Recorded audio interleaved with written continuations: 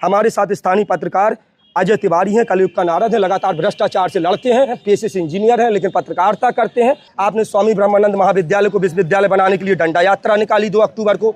यानी कि राठ के लोग और राठ के लोकल के आसपास के गांव के लोग सब आपसे भली भांति परिचित हैं कि अजय तिवारी कलयुग का नारद एक नौजवान लड़का लगातार जो भ्रष्टाचार से लड़ने की मुहिम छेड़ चुका है। तो क्या लगता है किस तरह की धमकियाँ आती हैं और किस तरह से मतलब आप उनको फेस करते हैं? धमकी तो ऐसी आती है यार कि तुम्हारे हाथ काट डाले हैं, तुम्हारी जीव खाल ले जियो तुम बोल ना पाओ। अच्छा। तो समस्या है तो नेतन की नहीं है, पब्लिक की भी है। अबे तुमने बात ही नहीं कर रही है। जहाँ तुम माइक लगाओ तो सब भाग जाए हैं। उनको कारण जो है कि को विधायक जी से बुराई मोल ले। पत्रकार कहता है कि मैं आईना हूँ, दिखाऊंगा दाग चेहरे के, और जिसको तकलीफ है वो हट जाए मेरे सामने से। पत्रकार समाज का आईना होता है और समाज में जो घट रहा होता है, जो बढ़ रहा होता है, पत्रकार उसको दिखाता है। पत्रकार देखो कब तक दिखाएं, जैसे हम और अपन बोल रहे 2 जने, ठीक है, अब इतनी पब्लिक खड़ी का इन्हें समस्या नहीं आगा। हमें तो लगत कि इन्होंने के तो बस ही से जाने पड़े।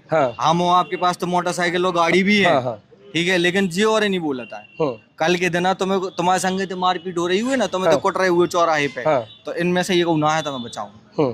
तुम चाहे भला ही पब्लिक के लिए बहुत कड़वी सच्चाई बोल रहे हैं। कड़वी सच्चाई हम सामने बोल रहे हैं। हमको बता दो, अगर जैसे कौन पत्रकार आज तक अपने क्षेत्र में कितने ऐसे पत्रकार हैं जिन हम मिले हैं उनसे, वे पहले बहुत ईमानदार रहते, स्टार्टिंग में उन्होंने बहुत आवाजें उठाई, तो उनके ऊपर केस लगाए गए। केस कैसे?